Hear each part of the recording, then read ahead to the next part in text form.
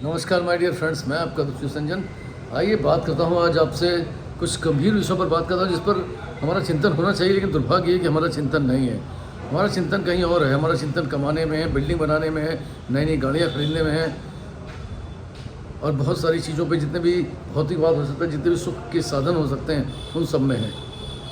हम ये भी चिंता नहीं करते कि बहुत सारे राष्ट्रवादी लोग, बहुत सारे हिंदू संगठन, बहुत सारे ऐसे कार्यकर्ता जो हैं अपनी जान लगा करके खड़े हैं राष्ट्र के लिए, उनके साथ कम से कम कुछ नहीं कर सकते, कंधे से कंधा लगा कर खड़े हो जाए, उसके प्रति भी चिंतन नहीं है। राष्ट्र के प्रति भी कोई चिंता नहीं। जब राष्ट्र का महापर्व आता है, जिस समय चुनाव आते हैं, जिस समय हमको जा करके अपना मतदान करना होता है राष्ट्र को सशक्त बनाने के लिए, उस समय भी जो है वो हमको चुनाव का पर्व जो है वो छुट्टियाँ नज़र आती हैं और हम घूमने निकल जाते हैं। अरे घूमने तो ज़िंदगी भर कभी भी जा सकते हैं, वही समय मिलता है। एक बार हमको अपनी अंतरात्मा में झांकते हुए शर्म आनी चाहिए।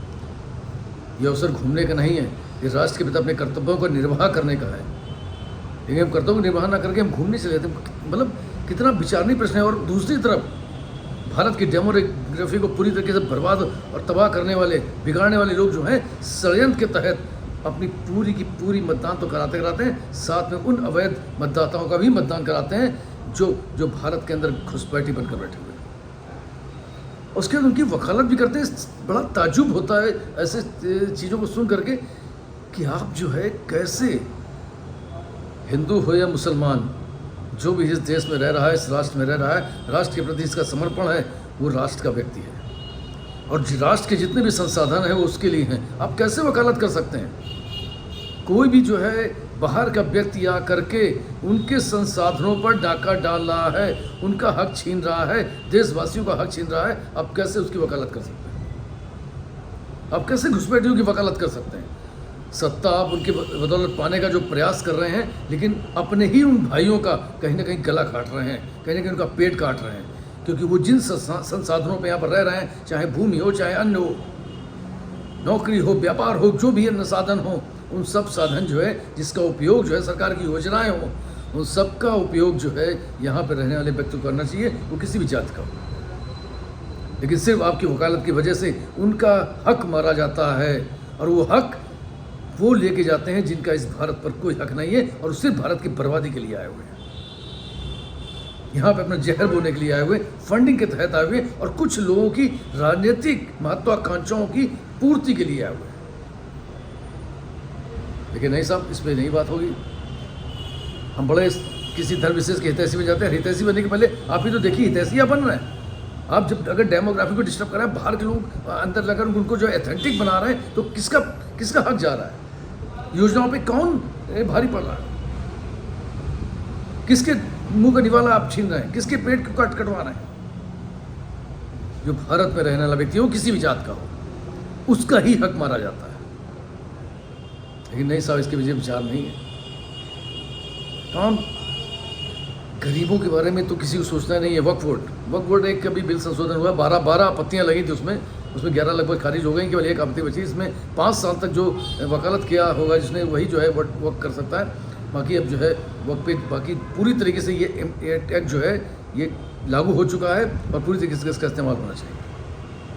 हर उस गरीब को जिसका हक मरा है, हर उस गरीब को जिसकी ज़मीन गई हुई है, हर उस गरीब को जो उसको उपभोग कर सकता था, जिसको जो है वक्त बना करके, बड़ी बड़ी ट्रस्ट बना करके, जो लोग स्व अपने आप को मजबूत करने में लगा दिया, जिन्होंने धन, उसका धन जो है उन लोगों तक पहुंचाना पड़ेगा, उन लोगों को ले जाना पड़ेगा। आज उस भारत की जीत है, उस भारत में रहने वाले प्रत्येक धर्म के जात की मानने वाले लोगों की जीत है।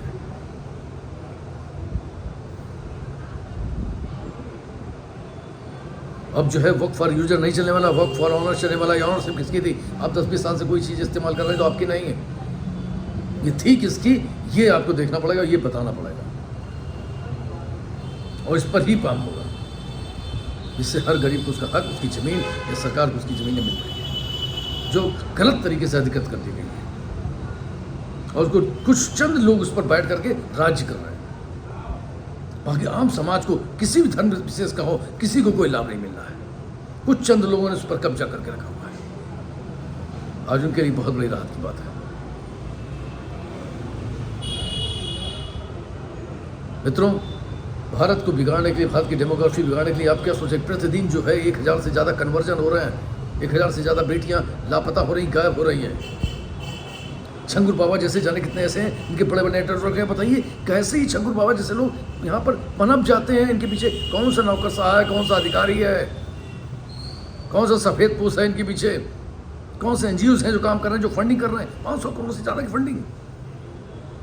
विचार करिए आप। खुद निर्धारित कर रहा है रेट की कि किस जात धर्म की लड़की लेकर के आएंगे, उस पर आपको ये पैसा मिलेगा। आप उच्च जात से आएंगे, सवर्णों से लेकर के आएंगे, आपको 15 लाख मिलेगा। आप बैकवर्ड से लेकर आएंगे, आपको 10 लाख मिलेगा। और इनसे लेकर के आएंगे तो आपको क्या नाम है, दलितों से लेकर के आएंगे तो आपको 5 लाख मिलेगा। लेकिन आपको हिंदू बच्चे लाने हैं, लाने हिंदू बच्चे, डिवाइड कर दिया। अब 50 साल में किसी ने 2 लड़कों ही लेकर कन्वर्ट कर दिया और जिहाद में फांस दिया, लब जिहाद कर दिया, तो उसके लिए 25-30 लाख रुपए उसके पास आ गए। क्या जरूरत है कुछ और काम करने की? आप अगर सरकारी नौकरी करेंगे तो भी 25-50 हज़ार रुपये मिलेंगे। आप सिपाही भाई बन जाते हैं, क्लर्क बन जाते हैं तो भी 30-40-50 हज़ार रुपये मिलेंगे। यहाँ तो एक झटके में 15 लाख आ रहे हैं, झटके में 2 कर दिए तो 30 लाख आ रहे हैं, 20 लाख आ रहे हैं। इस तरीके जो है एक बड़ा नेटवर्क, 6000 से ज़्यादा इनके कालिंदे, इनकी गैंग के लोग जो हैं केवल इसी काम में जुटे हुए हैं रातों दिन। और दुर्भाग्य है कि हम और आप इसके प्रति सजग नहीं है, सचेत नहीं है। हमने कभी कुटुंब प्रबोधन नहीं किया, हमने कभी अपने घर में, अपने परिवार में बैठ करके अपनी माता बहनों और बेटियों से कभी इस पर संवाद नहीं किया, कभी इसके बारे में उनको बताया नहीं, कभी ये नहीं बताया कि भारत में ये वीरांगनाओं का देश रहा है। यहाँ की बेटियों ने जो है जौहर स्वीकार कर लिया है, लेकिन उसके मृत शरीर को भी कोई विधर्मी हाथ ना लगा सके, ये स्वीकार नहीं किया है। उन वीरांगनाओं का खून है, उस त्याग का खून है। हमने कभी उनसे बात नहीं करी, कभी अपने धर्म के बारे में नहीं बताया उनको, कभी अपने धर्म के बारे में जागरूक नहीं किया, कभी अपनी परंपराएं, अपने संस्कार को नहीं बताया, कभी अपने संस्कारों और परंपराओं से जुड़े हुए आध्यात्मिक विज्ञान को कभी उनको नहीं बताया। कोई ऐसा परंपरा है जो सीधे विज्ञान से न जुड़ी, कभी बात नहीं करी उनसे। उसके बाद अगर हम भटकने की बात करते हैं तो उसी को, वो बेचारा छोटा सा बच्चा जो 17-18 साल में जीवन उसने क्या देखा है? सिर्फ चंद दोस्तों को देखा है, अकेला कूदा है। अरे आपने जीवन देखा था, आपका कर्तव्य था उस प्रबोधन का। उस प्रबोधन की वजह से ही जो है बच्चे एकाकी होते जा रहे हैं, शादी के बाद एकाकी सेपरेट हो जाते हैं, आप वृद्धाश्रम चले जाते हैं। उससे बड़ा यह है कि इस तरीके की कोई भी कृत्य कर रहा है, कोई भी जिहाद कर रहा है, उसके लिए कोई ठोस कानून नहीं है, फांसी की सजा नहीं है, उम्र कैद की सजा नहीं है।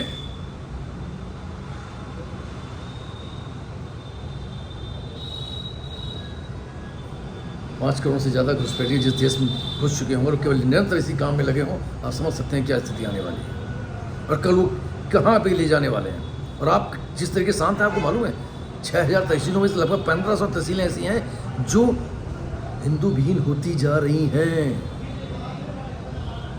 तो आप बस बैठ के तमाशा देखिए, क्योंकि वो आग अभी आपके घर तक नहीं पहुंची है।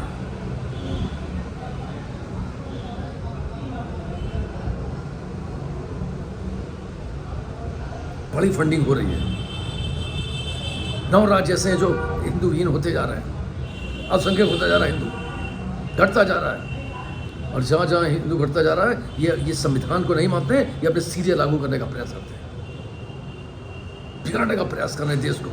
एक षड्यंत्र चल रहा है, लेकिन वो षड्यंत्र कामयाब सिर्फ इसलिए है कि हम जो है आराम से बैठकर सिर्फ कमाने, खाने, सोने और रहने का काम कर रहे हैं, कुछ नहीं कर रहे हैं।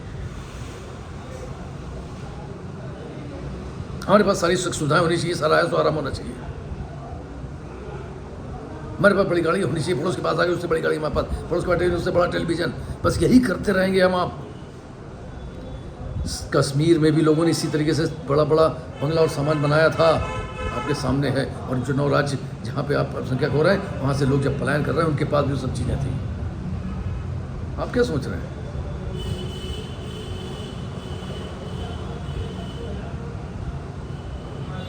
बड़े बड़े नेताओं ने तो जो है अपने अपने विदेशों में अपनी जगह भी बना ली है। वो तैयार हो चुके हैं मेंटली कि हमको जाना ही पड़ेगा, क्योंकि जान रहे हैं कि यहाँ पर जो है उसका जो आम जनता के जनमानस के अंदर नीचे से निकल करके यहाँ गाली सी हो ही नहीं रही है। वो विचार ही नहीं कर पा रहे, सोच ही नहीं पा रहे हैं। साहब देर हो चुकी है, लेकिन अभी बहुत देर नहीं हुई है।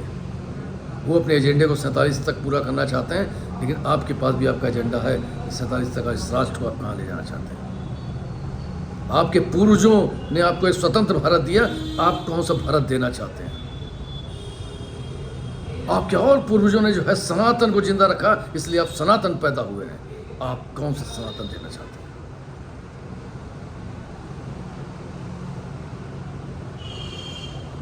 अपने अंदर सोचिए, विचार करिए और कुछ भूमिका निभाइए, अपने कुछ कर्तव्य, अपने कुछ दायित्व निभाइए। अगर इस पृथ्वी, इस देश में जन्म लिया है, तो उसके प्रति भी आपकी कुछ अपने कर्तव्य हैं,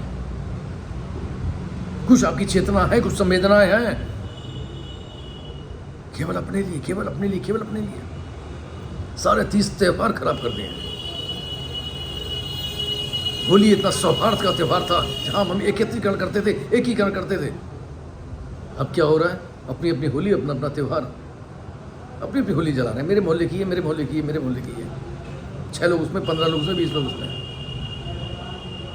ये है एकता का स्वरूप। बड़े खुश हो रहा है, स्वरूप ही बदल दिया मैंने। कोई चिंता नहीं।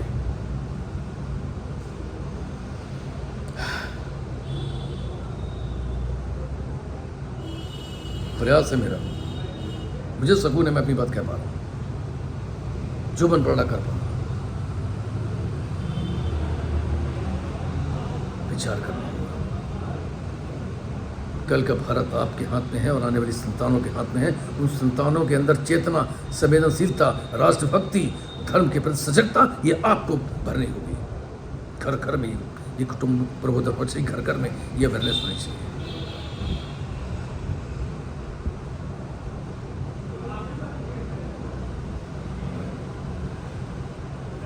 विचार करिए। भारत की डेमोग्राफी बिगाड़ने में जो लोग लगे हैं, सजग होइए उनसे।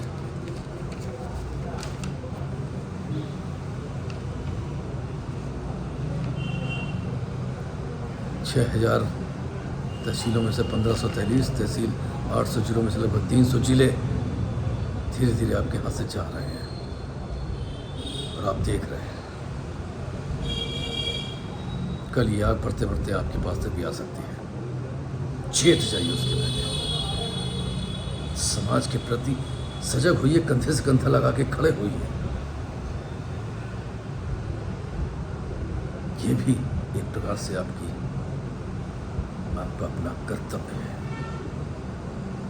मेघालय, नागालैंड, मिजोरम, केरल, पश्चिम बंगाल, क्या स्थितियाँ हैं? सुनिए नहीं, महसूस करिए, उनका दर्द महसूस करिए, विचार करिए।